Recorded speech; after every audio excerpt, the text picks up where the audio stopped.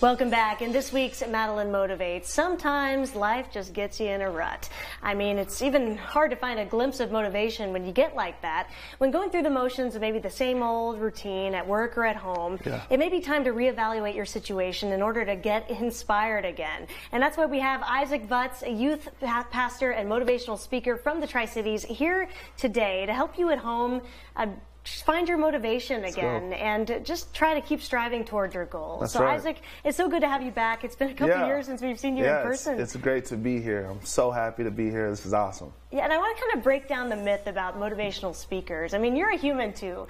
So I know you've had those times, right, when you feel like you just can't stay motivated at all? Yeah, no, definitely. Actually, what's so crazy, in 2019, my company had gone national, and you know, there was a lot of amazing strides that happened. Then COVID hit, and me and my wife are looking like we've built this amazing thing that can no longer go anymore because everything shut down. Schools won't let us in, businesses won't let us in.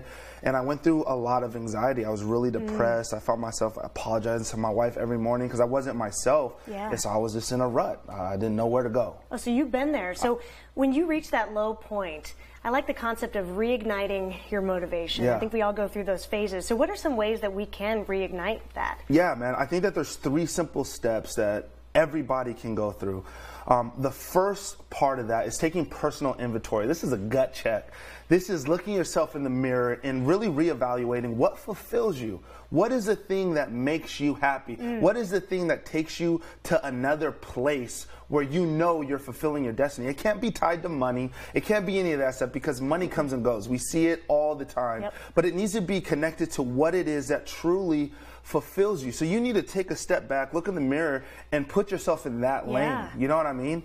And from there, step number 2 is planning. And the problem is a lot of people, they know what it takes to get to the next level that they want to go to. 9 out of 10 people I ask are like, I know if I do X, Y, and Z, I'll get exactly what I want. But very few people sit back and actually map it out and begin walking through the process. Some of my favorite quotes are found in the book of Habakkuk. It says, write the vision down and make it plain. In other words, like, write it down, make this thing plain so that you can begin to walk it out. One of my other favorite quotes is, if you fail to plan, you plan to fail. So like, wait, hold on. Come on. Say that one more time. If you fail to plan, you plan to fail. So you got to take this thing and start planning this thing out so that you can get yourself to where it is that you know you are supposed to be at. And the last thing, which I know is scary for a lot of people, but it's time to fly, baby. You got to step out the nest, and you got to take yourself to that place that you know you need to go to.